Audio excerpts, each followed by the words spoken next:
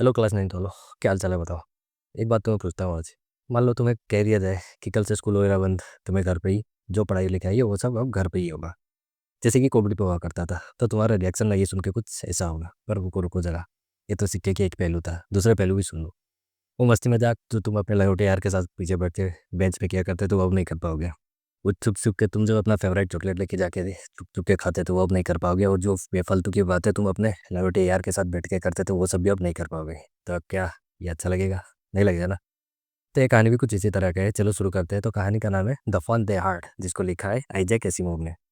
ये कहानी में दो मेन कैरेक्टर है। एक है मार्गी जो कि 11 साल की बच्ची है, और दूसरा है टॉमी जो कि उसका फ्रेंड है जो कि 13 साल का है। तो तारीख है 17 मई 2157, यानी कि आज से 132 साल बाद का फ्यूचर। मार्गी अपनी डायरी पे लिख रही है, आज टॉमी को एक रियल बुक मिला है जो कि बहुत पुराना है। रियल बुक को देख के वो दोनों बहुत शौक हो जाते हैं, क्योंकि वो फ्यूचर में जी रहे होते हैं जहाँ पे रिटेन बुक ना आउटडेटेड हो चुका होता है। अब यहाँ पे सब कंप्यूटराइज हो चुका है। मार्गी बताती है कि उनके दादाजी कहा करते थे जब वो छोटे थे, वो पेपर प्रिंटेड बुक से पढ़ा करते थे जो कि येलो और क्रिंकली थे। तो बच्चों, क्रिंकली का मतलब ये होता है पेपर मुड़े हुआ होना, जो कि मुड़ा हुआ के कारण उसमें बहुत सारे लाइंस पड़ जाते हैं, आड़ी टेढ़ी लाइंस। मार्गी कहती है कि हम पढ़े हुए पन्ने को फिर से पलट के यहाँ पे पढ़ सकते हैं ओल्ड बुक पे, जहाँ कि हमारे ई बुक में लाइंस चलते ही रहते हैं। पर ये सब सुन के टॉमी कहता है कितना बेकार चीज़ है ना। एक बुक को एक बार पढ़ने के बाद वो फिर कोई काम का नहीं रहता है। लेकिन अब जब कंप्यूटर में पढ़ते हैं तो मिलियंस ऑफ बुक पढ़ पाते हैं, और हम जितना चाहे उतना बुक्स को यहाँ पे डाउनलोड करके रख भी सकते हैं। ये बात को सुनकर मार्गी भी टॉमी के साथ एग्री कर जाती है, और वो फिर टॉमी से पूछती है यार तुम्हें ये बुक मिला कहाँ से हो। तो फिर टॉमी जवाब देते हुए कहता है ये बुक उसको उसके घर के अटिक में, बच्चों अटिक यानी छत के नीचे वाला जो छोटा सा एरिया, ठीक है, जो कुछ सामान रखने के लिए यूज किया जाता है, उसको वहां से मिला। मार्गी फिर पूछती है ये किताब किसके बारे में लिखा हुआ है। टॉमी इसका जवाब देते हुए कहता है ये बुक में स्कूल के बारे में लिखा हुआ है। फिर मार्गी बोलती है स्कूल, ये मुझे तो ये जरा भी पसंद नहीं, क्योंकि मार्गी को स्कूल से बहुत ही नफरत था। ऐसा होने का कारण था मार्गी का जो मैकेनिकल टीचर था ना, वो लगातार ज्योग्राफी का टेस्ट लेता जा रहा था, और मार्गी के इस टेस्ट में बहुत ही बेकार नंबर आ रहे थे। तो फिर जिसके कारण मार्गी की मम्मी को कुछ इसमें खराबी नजर आती है, और वो इसको ठीक कराने के लिए काउंटी इंस्पेक्टर को घर बुलाती है। काउंटी इंस्पेक्टर यानी कि जो रोबोटों को ठीक करता है, यानी कि तुम इसको रोबोट का डॉक्टर भी कह सकते हो। ये एक छोटा सा इंसान था जो अपने टूल बॉक्स को लेकर उनके घर पहुंच जाता है, ठीक है। लेकिन ये इंसान बहुत ही अच्छा आदमी था, जो कि घर पहुंचते ही मार्गी को एक एप्पल देता है खाने के लिए, और रोबोट टीचर को ठीक करने लग जाता है। तभी मार्गी सोचती है काश वो टीचर ठीक ना हो पाता और उसे कुछ दिन की छुट्टी मिल जाती। लेकिन ऐसा कुछ नहीं होता है। वो रोबोट कुछ ही टाइम के बाद ठीक हो जाता है। ये देख के मार्गी फिर से दुखी हो जाती है, क्योंकि उसे वो फिर से टेस्ट वगैरह देना पसंद नहीं था। बच्चों, मार्गी को ना अपना होमवर्क पंच कोड में लिखना होता था, जो कि एक तरीका है कंप्यूटर में डाटा को पुट करने का, जो मार्गी ना 6 साल की उम्र में ही सीख गई थी। मार्गी जब भी अपना टेस्ट देके सबमिट करती थी ना, तो उसका रिजल्ट ना झटाक से बहुत ही जल्दी आ जाता था। हमारे तो ऐसा नहीं है कि आज एग्जाम दिया उसके बाद 10-12 दिन टाइम मिले उसके बाद रिजल्ट आता था। ऐसा कुछ नहीं होता था। अब काउंटी इंस्पेक्टर मार्गी की मोम को आके कहता है कि टेस्ट में कम मार्क आने का मार्गी का कोई गलती नहीं था, क्योंकि ज्योग्राफी टीचर का लेवल जो था ना वो मार्गी से थोड़ा सा ज़्यादा ऊपर का सेट किया गया था।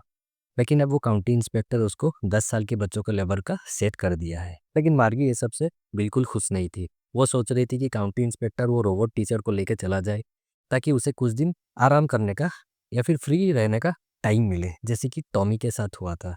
उसके हिस्ट्री रोबोट टीचर का स्क्रीन ब्लैक हो गया था, और उसके इसको रिपेयर करने के लिए 1 महीने का पूरा टाइम लगा था। इसी के कारण मार्गी को स्कूल पसंद नहीं था, और वो टॉमी को कहती थी स्कूल के बारे में कौन लिखता है यार। फिर टॉमी इसका जवाब देते हुए कहता है अरे यार ये तो बहुत पुरानी बात है, जब ना स्कूल फिजिकली एग्जिस्ट करते थे, हमारे जैसे वर्चुअल स्कूल नहीं था। मार्गी कहती है ये सब के बारे में तो मुझे पता ही नहीं है, और वो भी बुक को देखने लग गई जो टॉमी पढ़ रहा था। फिर मार्गी टॉमी से पूछती है क्या उस समय टीचर भी हुआ करते थे। तो टॉमी इसका जवाब देते हुए कहता है हाँ टीचर तो होते थे, मगर वो टीचर ना इंसान हुआ करते थे। ये सुन के मार्गी फिर से शौक हो जाती है और बोलती है यार इंसान इतना समझदार कैसे हो सकता है कि वो टीचर भी बन जाए। तो फिर टॉमी इसका जवाब देते हुए कहता है क्यों नहीं बन सकते, मेरे पापा भी तो मैकेनिकल टीचर जितना ही नहीं, वो भी जानते हैं, वो भी अगर चाहेंगे तो टीचर बन सकते हैं ना। तो फिर मार्गी ये सुन के कहती है यार मैं तो एक अनजान आदमी को अपने घर में रखना पसंद नहीं करूंगी। ये सुन के टॉमी बहुत ही जोर से हंस देता है, और टॉमी कहता है ना यार उस टाइम में ना एक स्पेशल बिल्डिंग था जहाँ पे बच्चे आते थे और उनके एज के हिसाब से उनको अपना टास्क दिया जाता था स्कूल में। मार्गी ऐसे ही बहुत सारे सवाल करके टॉमी का दिमाग खराब कर देती है, तो टॉमी कहता है यार पढ़ना है तो पढ़ वरना छोड़ दे। तो फिर मार्गी कहती है रुक ना यार, मुझे भी पढ़ना है इसे, क्योंकि मार्गी को भी ये पुराने बातें जान के ना बहुत खुशी हो रही थी। फिर मार्गी की मॉम मिस जोन्स आके कहती है चलो बेटा स्कूल का टाइम हो गया है। मार्गी पहले तो मना कर देती है, पर फिर जब टॉमी का भी स्कूल का टाइम हो जाता है तो मार्गी स्कूल के लिए राजी हो जाती है। फिर मार्गी टॉमी को पूछती है क्या हम स्कूल खत्म होने के बाद ये बुक को पढ़ सकते हैं। टॉमी का तो इसमें ज़्यादा इंटरेस्ट नहीं था, फिर भी वो कहता है चलो देखते हैं। मार्गी का स्कूल ना उसके बेडरूम के राइट साइड में था, जहाँ उसका मैकेनिकल टीचर उसका वेट कर रहा था। मार्गी रोज इसी समय पर पढ़ाई करती थी एक्सेप्ट सैटरडे और संडे, क्योंकि मार्गी के मॉम का मानना था बच्चे रोज एक टाइम पे अगर पढ़े तो वो ज़्यादा सीखते हैं। मार्गी का मैकेनिकल टीचर अपने स्क्रीन पे लिखता है आज हम पढ़ेंगे arithmetic lesson on addition of proper fraction, और वो कल का होमवर्क को सबमिट करने को भी कहता है। मार्गी होमवर्क सबमिट करने के बाद पुराने स्कूल के बारे में सोचने लगती है कि कैसे उस समय बच्चे ना एक साथ स्कूल जाया करते थे, एक साथ पढ़ाई करते थे, एक ही सब्जेक्ट को पढ़ते थे, एक साथ खेलकूद करना, एक साथ घर आना। मार्गी यही सब सोच सोच के ना खो गई थी। बच्चों, आज आपको स्कूल बोरिंग लग रहा है, पर ट्रस्ट मी, एक समय आएगा जब आप अपनी ये स्कूल के टाइम को ना बहुत मिस करोगे।